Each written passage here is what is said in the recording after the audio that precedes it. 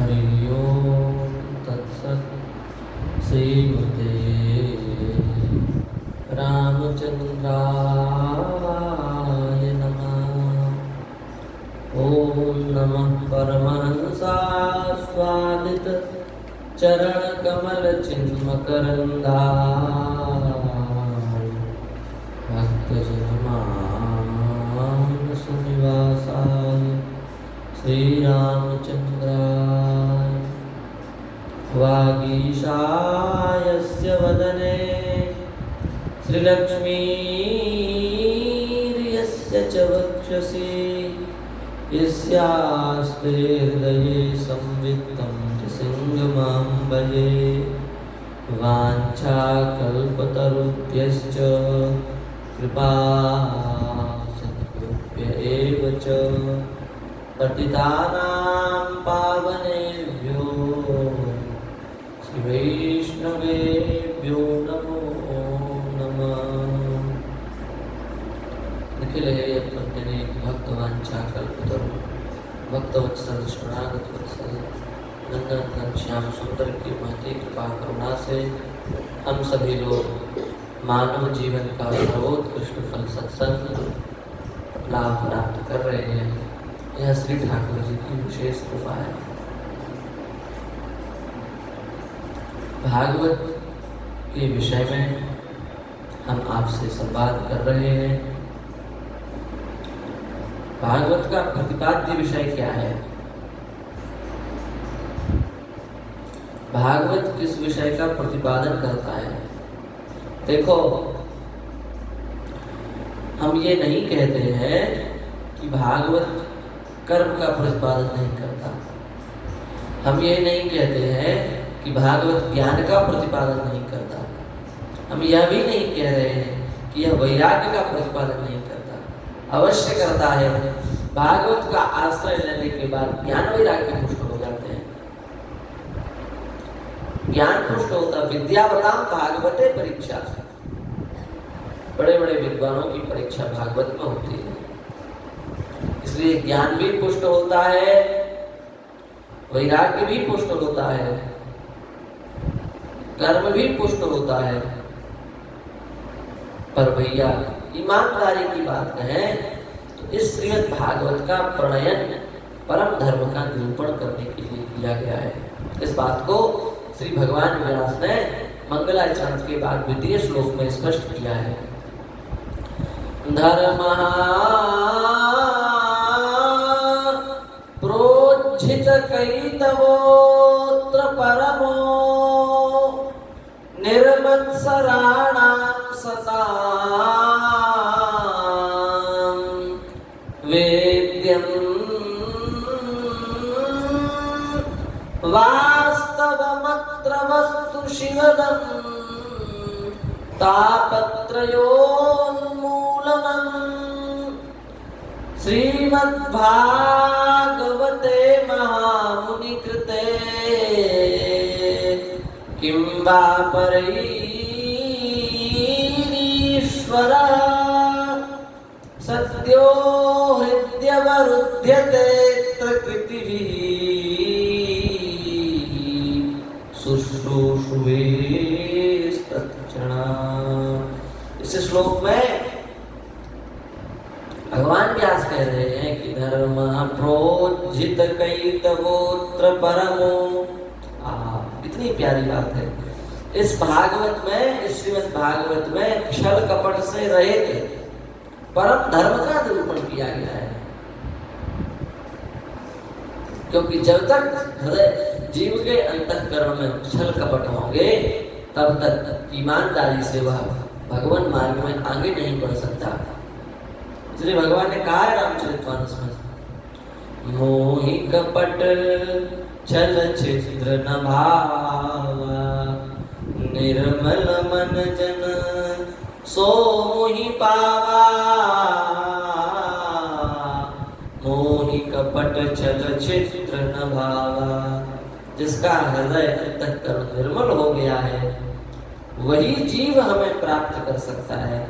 यदि किसी के हृदय में छल है, किसी के हृदय में कपट है, किसी के हृदय में पाप है, तो वह भगवान को प्राप्त नहीं कर सकता।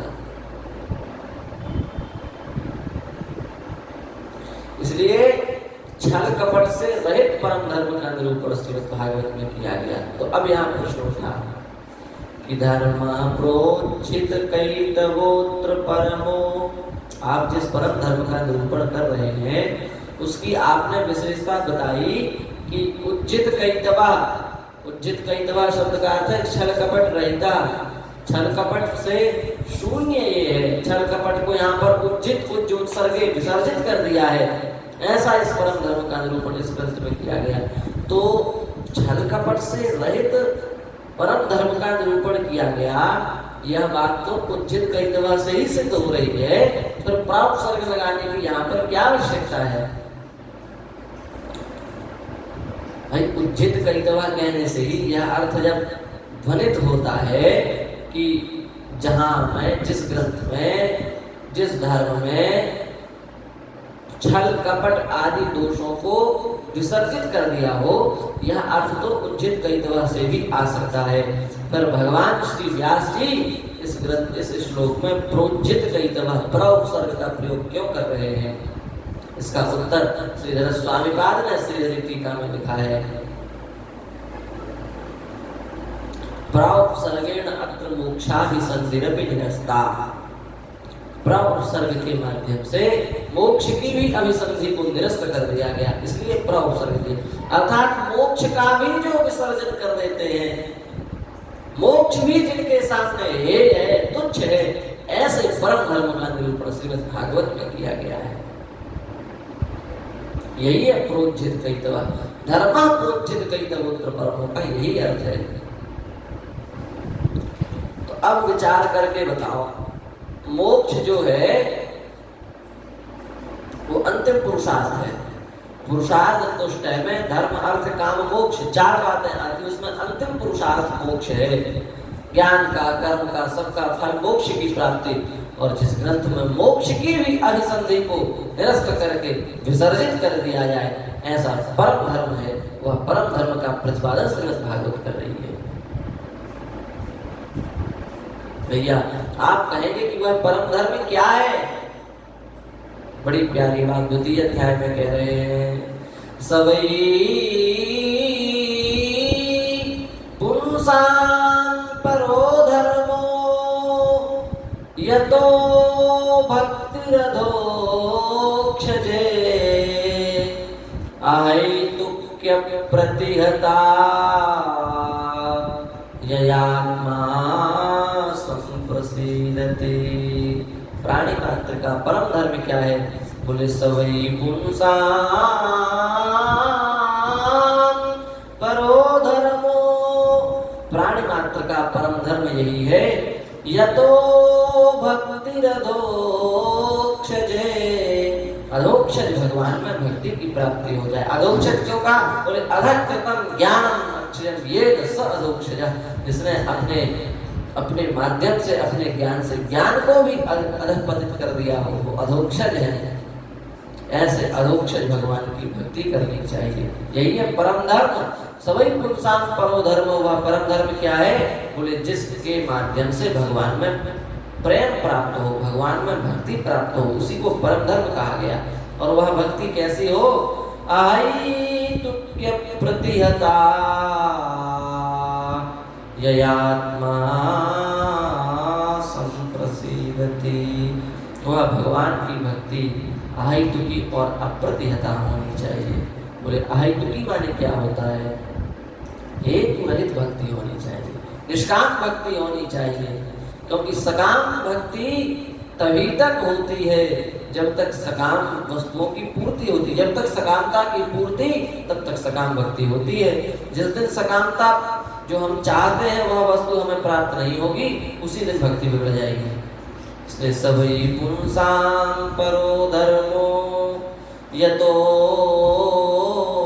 भक्तिरधोक्षजे अहैतुक्य प्रतिहता। भगवान की भक्ति अहैतुकी होनी चाहिए। और बोले अप्रतिहता। अप्रतिहता माने व्यवधान शून्य होनी चाहिए। इस प्रकार से गंगा जी की धारा गंगोत्री से निकलती है तो वह व्यवहार शून्य होकर के गंगा सागर तक पहुंच जाती है। गंगोत्री में गोमुख में जहाँ पर गंगा जी निकली है वहां पर छोटा सा उद्गम स्थान है। वहां से बढ़ते बढ़ते पर्वतों को विदीर्ण करते हुए, शिलाओं को विदीर्ण करते हुए भगवती गंगा सागर में जाकर के समुद्र में मिल जाती हैं। और वहां पर जाकर के उनका इतना विशाल स्वरूप हो जाता है कि कौन गंगा है कौन समुद्र है इसका निर्णय करना असंभव हो जाता है। उसी प्रकार से भगवान की भक्ति भी होनी चाहिए। अप्रतिहता, अप्रतिहता शब्द का अर्थ है व्यवधान शून्य। काम, क्रोध, लोभ, मोह आदि कितने भी व्यवधानों की बड़ी बड़ी चट्टानें आवे, हम उनको तोड़ते फोड़ते उनको छिन्न भिन्न विदीर्ण करते हुए परम ब्रह्म परमात्मा सच्चिदानंद भगवान में मिल जावे, उनमें उनके भक्ति प्राप्त कर ले, उनका प्रेम प्राप्त कर ले, यही है अप्रतिहता भक्ति। तो परम धर्म का निरूपण किया गया। और वह परम धर्म कैसा हो? बोले वह परम धर्म है भगवान में भक्ति हो जाना। और उस भगवान की भक्ति के विशेषण क्या है? और आहिमुखी और अप्रतिहता भगवान की भक्ति होनी चाहिए। इसी का नाम है परम धर्म का निरूपण, परम धर्म का निरूपण करने वाली भक्ति। गोपियों की भक्ति आहिमुखी भक्ति है, भगवान से कुछ चाहती नहीं है, कुछ आशा नहीं रखती। उनकी भक्ति आहिमुखी भक्ति, निष्काम भक्ति है। भगवान का भक्त भगवान से कुछ नहीं चाहता, स्वर्ग भी नहीं चाहता, यह भी नहीं कहता कि हमें नरक में कोई चाह नहीं होती। इसलिए श्रीमद् भागवत का मुख्य प्रतिपाद्य विषय है भगवान में परम भक्ति की प्राप्ति हो जाना। इसमें ज्ञान भी गौण है, वैराग्य भी गौण है। इसका मुख्य उद्देश्य है भगवान में पराभक्ति की प्राप्ति हो जाना। तभी तो लिखा है परिनिष्ठितो नैर्मुण्य उत्तम श्लोक लीलया गृहीत चेता राजर्षि आख्यानम यदितवान। परिनिष्ठित परम ब्रह्म की समाधि में अच्छी प्रकार से लगे होने के बाद भी श्री सुखदेव जी महाराज ने जब श्रीमद् भागवत के मधुराति मधुर श्लोकों को सुना तो गृहीत चेता, उनका चित्त अपने आप खिंच गया और उन्होंने फिर श्रीमद् भागवत को आकर के पढ़ा।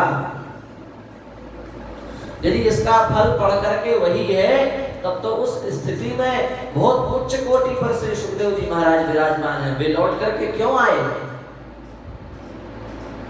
कहते हैं भागवत तो प्रारंभ का विषय है, मुख्य तो भगवान में चित्त तदाकार हो जाना यही मुख्य विषय है। तो भैया क्या सुखदेव जी से भी कोई उच्च स्थिति का हो सकता है? क्या सुखदेव जी से भी ऊंची किसी की समाधि हो सकती है? वे सुखदेव जी भी आत्मा में ही जो रमण करते हैं, ऐसे आत्माराम श्री सुखदेव जी भी जब उन्होंने इन मंगलमय श्लोकों को सुना तो गृहीत चेता, उनका चित्त खिंच गया और उन्होंने इस श्रीमद् भागवत का अध्ययन किया। यदि ये प्रारंभिक सीढ़ी है तो उच्चतम स्थिति पर बैठा हुआ महापुरुष इसका अध्ययन क्यों करेगा? इसको क्यों सुनेगा? इसको क्यों पढ़ेगा?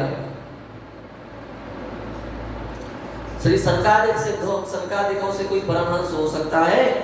संकादिकों से ऊंचा कोई योगी हो सकता है? वे संकादिक भी नारद जी से श्रीमद् भागवत सप्ताह ज्ञान की कथा कह रहे हैं। इसलिए यह प्रारंभिक विषय नहीं है, यह तो जीवन का अंतिम विषय है। इसलिए कहा है गोपी गीत में तब कथामृतम तप्त जीवनम कवि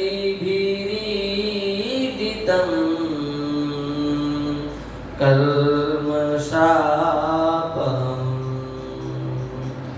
श्रवणमङ्गलम् श्रीमदाततं भुवि गृह्णन्ति ते भूरिदा जना। अमृतम अमृत स्वरूप है ऐसे दिव्य भगवान की कथा और इसका प्रतिपाद्य विषय भगवान की पराभक्ति है। इस बात को ब्रह्मा जी ने भी स्वीकार किया। श्रेयः श्रुतिं भक्ति मुदस्यते विभो क्लिश्यन्ति ये केवल बोधलब्धये तेषामसौ क्लेश नान्यति यथा स्थूल तुषारभातिनाम। हे भगवान, श्रेय सुतिम भक्ति मुदस्सिते विभो, आपकी जो भक्ति है वह सभी कल्याणों का मूल है। उस भक्ति को छोड़कर जो केवल पूरे ज्ञान के प्रयास में, ज्ञान की प्राप्ति के प्रयास में लगे रहते हैं, तेषां असंश्लेषम एव शिष्यते क्लिश्यन्ति ये केवल बोधलब्धे, जो केवल बोधलब्ध ये क्लिश्यन्ति, केवल ज्ञान की प्राप्ति के लिए क्लेश कर रहे हैं। ध्यान दे करके समझने की बात है। केवल बोधलब्ध है, बोधलब्ध है में केवल लगा दिया, इसका तात्पर्य है भक्ति से शून्य केवल ज्ञान प्राप्ति के लिए जो उपाय कर रहे हैं, ते ये क्लिश्यन्ति, जो क्लेश कर रहे हैं, तेषां उन लोगों के लिए क्लेश एव शिष्यते, क्लेश ही शेष बचता है। उनके हाथ में कुछ नहीं लगता, श्रम ही हाथ लगता है। उन्होंने ज्ञान की प्राप्ति के लिए जो परिश्रम किया हुआ परिश्रम ही हाथ में लगता है, ना अन्य और कुछ भी हाथ नहीं लगता। यथा स्थूल तुषारभातिना, जैसे कोई भूसी को कूटे और भूसी को कूट करके सोचे कि इसमें से चावल निकलेंगे, पर अभी हम बढ़िया चावल बना करके बासमती चावल खाएंगे, तो निकलेंगे क्या? भूसी कूटने से चावल निकल सकते हैं? नहीं निकलेंगे। चावल के तो धान कूटनी पड़ेगी, धान कूटोगे तो उसमें से चावल निकलेगा, तो भूसी कूटने से चावल निकलेंगे? नहीं निकलेंगे। जिस प्रकार से भूसी कूटने से त्रिकाल में ही चावल नहीं निकल सकते, केवल भूसी कूटने का परिश्रम ही हाथ लगेगा और कुछ भी हाथ में नहीं लगेगा। उसी प्रकार से भक्ति से शून्य केवल ज्ञान के बोध के लिए जो प्रयास कर रहे हैं, वे तो भूसी कूट रहे हैं, उससे कुछ भी सिद्ध होने वाला नहीं है। इसलिए भगवान की मुक्ति निरादर भक्ति लुभानी, मुक्ति का निरादर करके भगवान के भक्त जो है वो भक्ति की प्राप्ति की आशा करते हैं। कहने का तात्पर्य यह है कि इस श्रीमद् भागवत का प्रयोजन केवल भगवान की पराभक्ति को ही प्राप्त कराना है। इसका आश्रय लेने से युगल प्रियतम में प्रेम की प्राप्ति हो जाए, भगवान के चरणों में अनुराग उत्पन्न हो जाए, बस इतना ही इसका प्रयोजन है। और सब प्रयोजन गौण है। इसी बात को दोबारा हम कह रहे हैं। धर्म प्रोज्झित कैतवोत्र परमो निर्मत्सराणां सतां वेद्यं वास्तवमत्र वस्तु शिवनं तापत्रयोन्मूलनम्। श्रीमद्भागवते महामुनिकृते किं वा परैरीश्वरः सद्यो हृद्यवरुध्यते प्रकृतिभिः शुश्रूषुभिस्तत्क्षणात्। इसलिए इतना कह करके हम भगवान व्यास के प्रतिपाद्य विषय जो भगवान की पराभक्ति है, उस पराभक्ति की प्राप्ति की कामना करते हुए श्री ठाकुर जी के चरण कमलों में अपनी वाणी को विराम देते हैं। श्री वृंदावन बिहारी